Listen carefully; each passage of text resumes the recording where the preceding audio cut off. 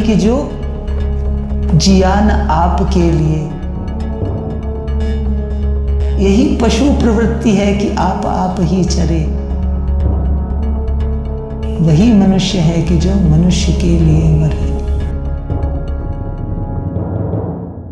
मेरा नाम कुसुम सिंह है और मैं स्वर्गीय राजा साहब दत्ती गांव की धर्मपत्नी हूँ। वर्तमान जो राजा साहब राजवर्धन सिंह है वो मेरे बेटा है, बड़ा बेटा है मेरा। जमींदार परिवार की उपज मगर रहते हैं जमीन पर। राजघराने से आते हैं मगर राज करना चाहते हैं तो सिर्फ अपनी जनता के दिलों पर। इनके नाम में तो राज है पर पहचान इनका कामकाज है।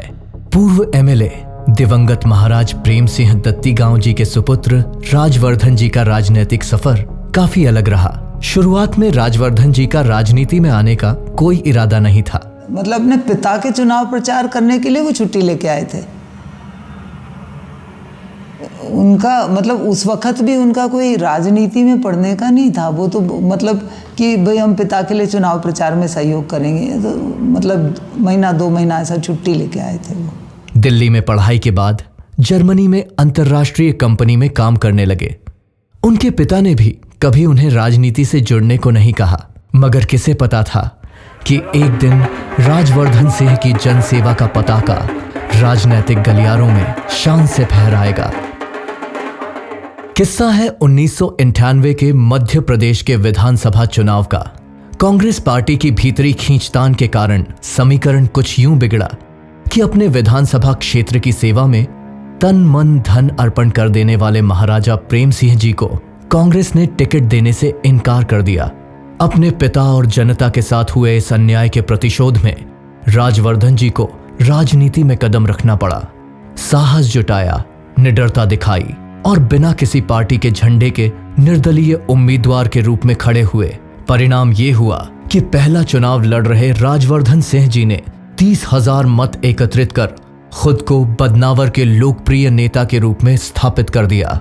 राजवर्धन जी चुनाव हार गए थे, मगर उन्हें एहसास हुआ कि वे 30,000 से ज्यादा लोगों की उम्मीद हैं। वो जो वोट उनको मिले बदनावर से, मैं समझता हूँ किसी निर्दलीय को इतने वोट कभी बदनावर में नहीं मिले होंगे, और वो एक जाना पहचाना सा बदनावर में चेहरा बन गए। आज भी मेरे को ये याद है, बोले माँ 30,000 वोटर जो थे मेरे मतदाताओं का मैं ऋणी हूँ। मातृभूमि और लोगों का भरोसा तोड़कर वे वापस जर्मनी में नौकरी करने नहीं जा सके और उन्होंने पूरा समय राजनीति में आकर लोगों के हक और तरक्की के लिए लड़ने का निर्णय लिया। Out of his devotion as a son to his father, उन्हें ये लगा कि नहीं, मुझे सपोर्ट करना चाहिए। एंड आई डोंट थिंक उस वक्त उन्होंने एक सेकंड के लिए भी मुड़ के ये सोचा कि मेरा दाव पे वो पूरी जिंदगी या वो पूरा करियर है, या जो वो तैयारी करके मेहनत करके एफर्ट करके अपना करियर बिल्ड करके एक अच्छी खासी लाइफ एक मेट्रो में छोड़ के या अब्रॉड का सब छोड़ के और वो आ गए। तो उन्होंने एक सेकंड के लिए भी ये नहीं सोचा। I think that is commendable. Rajvardhan ji की राजनीतिक विचारधारा लोकहित से जुड़ी थी, जिस पर किसी पार्टी की छांव नहीं पड़ी। राजवर्धन जी का मानना है कि जनता की सेवा का कार्य किसी पार्टी में होने से तय नहीं होता। जनता का काम दलों की दलदल और पार्टियों की राजनीति से परे होता है। सबसे पहले अपने क्षेत्र, अपने मतदाताओं का दुख सुख, प्रगति, विकास और उनके हित में सबसे अधिक सोचते हैं। व्यक्तिगत स्वार्थ को उन्होंने कभी बीच में नहीं लाया। उन्होंने अपने व्यक्तिगत स्वार्थ को, व्यक्तिगत चीज़ को नहीं सोचा। उन्होंने हमेशा अपने मतदाताओं को, अपने लोगों को, अपने कार्यकर्ताओं को, अपने पूरे एरिया को, अपनों को बिना किसी भेदभाव के सर्वोपरि महत्व दिया है। जैसे दिल्ली में 5 स्टार होटल में उनका ऑफिस था, बड़ी अच्छी सुविधाजनक ज़िंदगी थी। वहाँ बैठे बैठे कभी कभी सोचते थे, कभी हम लोग दिल्ली आते थे, बाहर जाते थे घूमने फिरने, तो बोलते थे यार यहाँ पे अपने पास इतना है, गांव में तो लोगों के पास पानी तक नहीं होता है। वहाँ कौन सा गांव था, वहाँ गए अपन, हैंडपम्प नहीं था। 4 गांव के बीच में हैंडपम्प जो चलता नहीं है कभी, वो बेचारे पानी के लिए क्या करते होंगे। अपन मिनरल वाटर पानी खरीदते हैं, पीते हैं, आधा फेंक देते हैं, आधा टेबल पे छोड़ के चले आते हैं होटल के अंदर। उनकी विचारधारा का संदेश साफ है, अपनी जनता का उद्धार और उनके दुखों का निराकरण। इसीलिए वे 2003 में रंजिश भुलाकर श्री ज्योतिरादित्य सिंधिया जी के साथ कांग्रेस में शामिल हो गए। उनका मंत्र एक ही था, बदनावर को नेता वो मिले जो बदनावर की जमीन से भी जुड़ा हो और यहाँ की उन्नति को एक आसमानी उड़ान देने की क्षमता रखता हो। जनता ने भी इस मंत्र को दोहराया और राजवर्धन जी 3 बार विधायक चुने गए। मगर अच्छे कामों के इरादों में कोई सीमा नहीं रखने वाले राजवर्धन सिंह के मानवीय शरीर की कुछ सीमाएं थीं। गिरते हैं से सवार ही मैदान जंग में, वो क्या खाक लड़ेंगे जो घुटनों पर। काफ़ी मतलब स्वास्थ्य पे बहुत ज़्यादा असर हो गया था। सर्जरीज हुई एक साथ में, मतलब 3-4 सर्जरी, तबीयत बिल्कुल नहीं। डॉक्टर ने तो कहा बिल्कुल आराम करो आप, महीना भर तो कम से कम कुछ भी ना करो आप। 2016 में बना साहब का बीमारियों से गंभीर संघर्ष शुरू हुआ और उन्हें ऑपरेशन और इलाज के लिए बदनावर से दूर होना पड़ा। बना जी कुर्सी के भूखे नहीं थे, वो जानते थे कि बदनावर के विकास के लिए मन और तन दोनों लगाने पड़ेंगे। मन तो बदनावर के लिए ही धड़कता था, पर तन से मंजूरी नहीं थी। उन्होंने निस्वार्थता दिखाते हुए चुनाव पास आते देख घोषणा कर दी कि वे बदनावर की कमान किसी सक्षम हाथों में देकर राजनीति से संन्यास ले लेंगे। उन्होंने ये तक संकल्प ले लिया कि जो भी खड़ा होगा उसे जिताने की जिम्मेदारी वे खुद लेंगे। सब में से तय कर ली किसको यहाँ पे विधायक बनना है और मैं टिकट भी दिलाऊंगा, लड़ाऊंगा, जिताऊंगा, सब मुझे जवाबदारी मेरी है। और उस वक्त सब लोगों ने मिलकर कहा नहीं, हम अभी चाहते हैं कि आप और रहें और हमारे बीच रह के हमारा साथ दें। जनता की हर बात सर आंखों पर रखने वाले बना जनता का प्रेम भरा आदेश टाल नहीं सके। अगले चुनाव में उन्हें ऐतिहासिक जनादेश मिला, मगर जननायक होना मतलब खुद को बार बार सुई की नोक से निकालने जितनी कड़ी परीक्षा देने जैसा होता है। दिसंबर 2018 में कांग्रेस लंबा वनवास काटकर वापस सत्ता के आसन पर बैठी। सबको उम्मीद थी कि प्रदेश में कुछ अच्छा होगा, लेकिन सरकार बनते ही जनता के साथ धोखाधड़ी का सिलसिला शुरू हो गया। चेहरा किसी का दिखाया मुखौटा और असली मुख्यमंत्री मुखौटे के पीछे डोरी पकड़ के। जो घोर अपमान जनादेश को कुचलने की कोशिश कमलनाथ जी और दिग्विजय सिंह जी के द्वारा की गई, ये अपमान राजवर्धन सिंह जी का नहीं, ये अपमान बदनावर का एक एक मतदाता का हुआ, जिस 15 महीने की सरकार ने एक विकास या एक प्रगति की नीति या कार्यक्रम भी क्रियान्वयन नहीं की। सबसे पहला धोखा कमलनाथ का मुख्यमंत्री बनना। मध्य प्रदेश की जनता को सिंधिया जी के युवा साहस व शक्ति का वादा किया गया था, मगर चुनाव जीतने के बाद अपने व्यक्तिगत चहीतों को मंत्री पद बांट दिया। हम 2-3 सीनियर लोग खड़े हैं, क्या हमारी पात्रता उनमें किसी से भी कम है? Are we lacking merit? Are we not capable? Madhya Pradesh के इतिहास में पहली बार 29 मंत्री बनाए गए, मगर सब नाम के, काम का कोई नहीं। दूसरी ओर सिंधिया जी, जो कि पहले ही मुख्यमंत्री पद का त्याग करके भी शांत थे, उनके सुझाए गए नामों को नजरअंदाज कर दिया गया। अरे लड़का कोई दूसरा दिखाया, साथी और कोई के संग बैठी, घोड़ी में कोई और बिठाया, शहनाई कोई और के नाम पे बजी, और जब बारात पहुंची दरवाजे पे तो फेरे कोई और के साथ बांध दिए। आज़ादी के बाद में 62 साल से बदनावर के किसी नेता को मंत्री नहीं बनाया गया था। लोगों को भी उम्मीद थी, इसी कारण उन्होंने दत्ती गांव जी को चुना था, क्योंकि नेता ने वादा किया था कि मंत्री मिलेगा बदनावर को, किंतु मंत्री किसी को नहीं बनाया।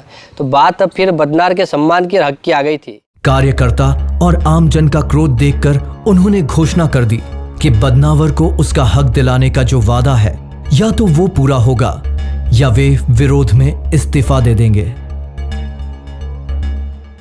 और क्योंकि जब कांग्रेस की सरकार बन गई थी, कमलनाथ जी की सरकार में 2 बार के विधायक को मौका दिया गया था मंत्रिमंडल में, किंतु 3 बार के विधायक थे, ये पढ़े लिखे थे, इनको मौका नहीं दिया गया था। दूसरे रोज वो दिल्ली गए थे और कमलनाथ जी को भी उन्होंने इस्तीफा दिया था कि बदनावर को सम्मान नहीं मिला तो मैं अब विधायक नहीं रहूंगा। और इस घटना ने कमलनाथ व दिग्विजय सिंह की नींद उड़ा दी और एहसास कराया कि वे इस तरह से बदनावर के साथ सौतेला व्यवहार नहीं कर सकते। कमलनाथ जी ने मुझे बुलाया, कमलनाथ जी ने कहा कि हाँ हम 6 महीने में सब ठीक करेंगे, अभी आप समझिए और मेरी जमान है, आप मुझे ट्रस्ट करिए, आपने सब पे भरोसा किया, एक बार मुझ पे भरोसा करके देखिए, उनके शब्द थे।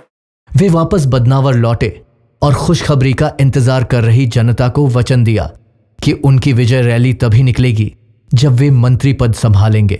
राजवर्धन जी निराश थे, मगर जन सेवा के लिए उन्होंने अपना उत्साह नहीं खोया।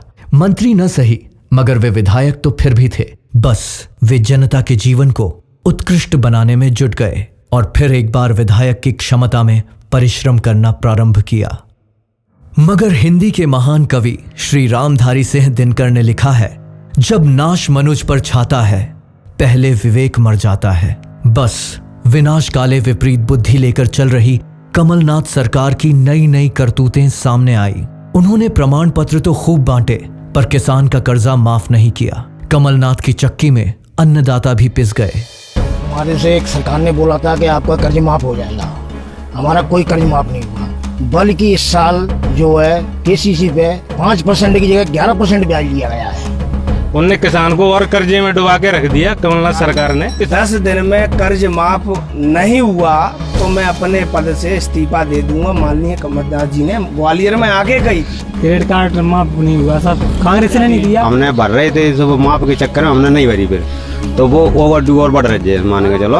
और कई बार बैंकों में गए तो सही तरीके से बात नहीं करते मैनेजर लोग। उनका बदनावर के लिए सौतेला व्यवहार बढ़ता गया।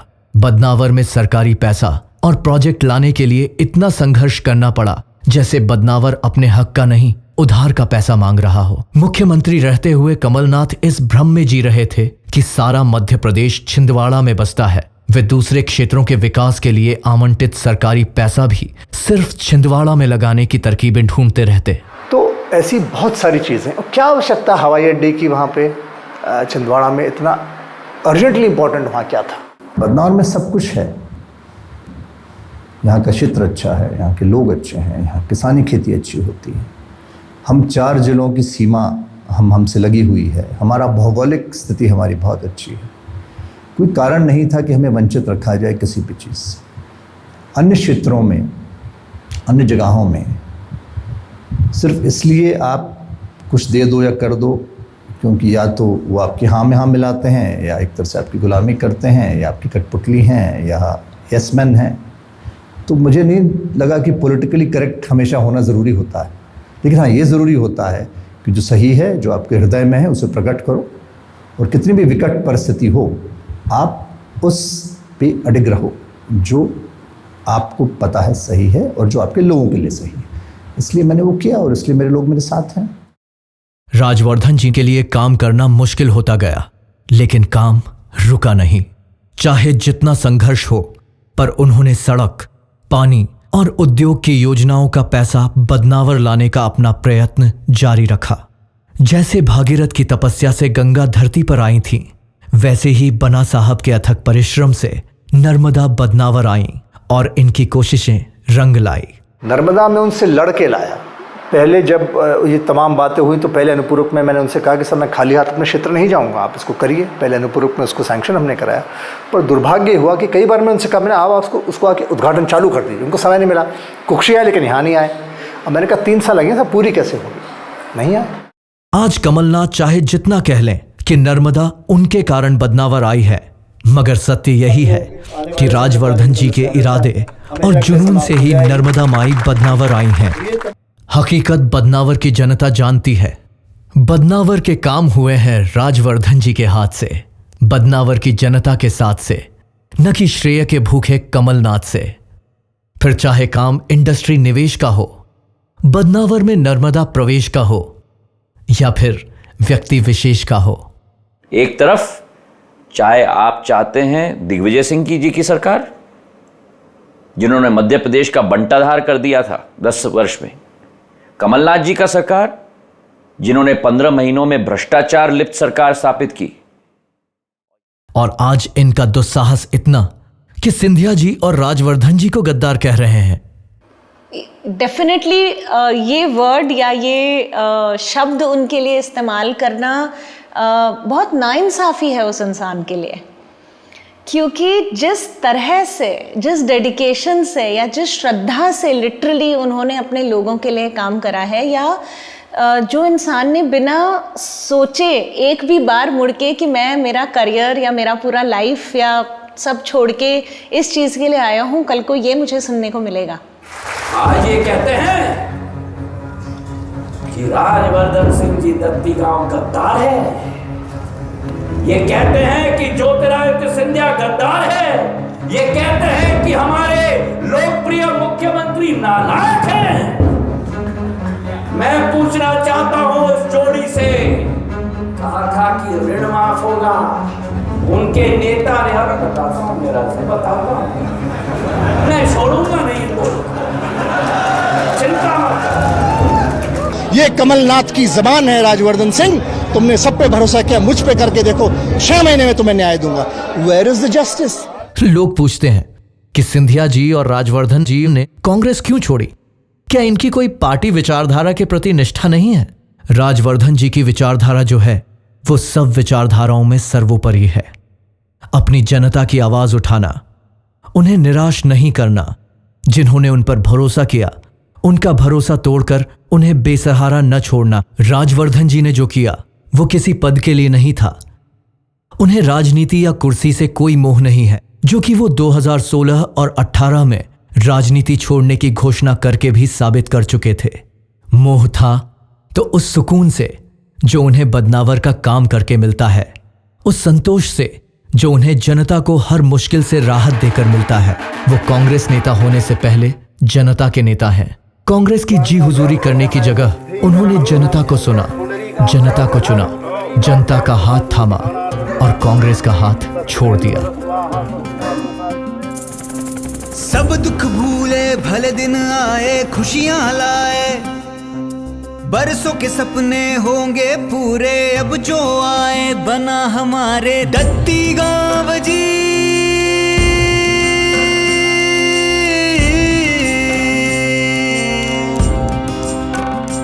हो सब दुख भूले भले दिन आए, खुशियां लाए।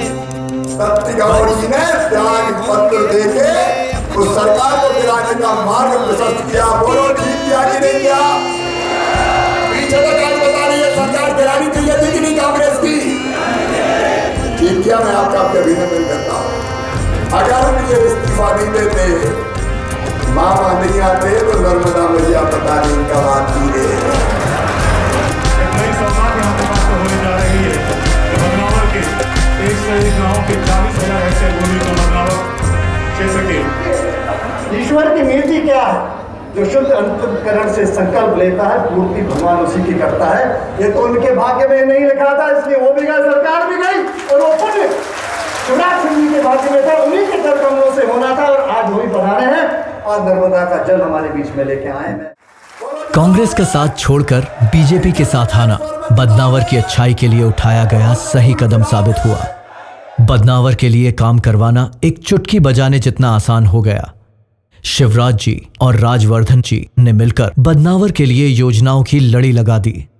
बदनावर के लिए 300 से ज्यादा सड़कें सैंक्शन हुई ताकि बदनावर तेज गति में प्रगति की राह पर चल सके। 2000 करोड़ की इंडस्ट्री और 10,000 करोड़ की बायो इंडस्ट्री का प्रस्ताव पास हुआ ताकि रोजगार के मामले में बदनावर फेल ना हो सके और बदनावर का हर व्यक्ति आत्मनिर्भर बन सके। किसी ने सपने में सोचा था 20,000 करोड़ का निवेश बदनावर की धरा पे, किसी सपने में सोचा था 30,000 का रोजगार, कुटीर, खाद्यान्न पक्षी, महिला समूह, 800 करोड़ का जीरो बैग में पुराना भी माफ किया। देखो हमारे मुख्यमंत्री जी। स्वास्थ्य के क्षेत्र में बदनावर अस्पताल में डायलिसिस मशीन से लेकर स्वास्थ्य से जुड़ी हर सुविधा मुहैया करवाई गई। राजवर्धन जी ने जल योजना के लिए 18 गांवों में नवीन पाइप विस्तार 25 गांवों में single phase motor, 202 handpump, Badnawar micro उद्वहन सिंचाई परियोजना जैसी शानदार मुहिमों पर काम शुरू किया। वो आशीर्वाद आप जरूर प्रदान करें आपके सेवक को, राजवर्धन सिंह जी को। और मैं आपको विश्वास दिलाता हूं कि मेरे साथ मिलकर, शिवराज सिंह जी के साथ मिलकर, हम बदनावर को नए विकास और प्रगति के आयाम तक पहुंचाकर ही राहत का सांस लेंगे। वो खुद कितने ही थके हों, कुछ हों, वो एक कार्य को करेंगे, उसको पूरा करेंगे। वो दर्शाते नहीं है कि अब मुझे आराम करना है या अब मुझे ये करना है, पर अब अपना स्वास्थ्य सही रखना ज़रूरी है ताकि वो सबके लिए सब कुछ कर सकें। मतलब मशीन की तरह शरीर को चलाया, लेकिन आज यदि और करना भी है, और भी लक्ष्य हैं, और भी आगे कुछ है जो पूरा करना है, पूरा प्रयास इंसान करता है कि इस जीवन काल में हम कितना कर पाएंगे, उसके लिए इस मशीन को तो सही रखना पड़ता है ना। जिंदगी है तो सेवा है। राजवर्धन जी के भाजपा में आते ही बदनावर में काम पर काम हुए और अब जब वो उद्योग मंत्री बन गए हैं तो बदनावर रोजगार और समृद्धि के बड़े सपने देख सकता है, क्योंकि अब बदनावर के बड़े से बड़े सपनों को सच करने में राजवर्धन जी को मुश्किल न के बराबर होगी। राजवर्धन जी का अपनी मातृभूमि और यहाँ के लोगों के लिए जो समर्पण का भाव है, ऐसा भाव बस किताबों में ही मिलता है। इनकी सोच है कि जो अपने लोगों के परस्पर विकास के लिए पानी, सड़कों जैसी मौलिक जरूरतों से लेकर रोजगार, उद्योग, विकास की नई नीतियों को ला सके, वही इस जमीन से वफादारी निभा पाएगा। कांग्रेस में रहते इतने काम करना एक झूठी कल्पना सा लगता। कि ये बदनावर का भाग्योदय है, ये समय हमारा है। आज शासन में हिस्सेदारी इस क्षेत्र की है और इस क्षेत्र इतना अच्छा है, इतना काबिल है कि हमें अब कोई रोक नहीं सकता।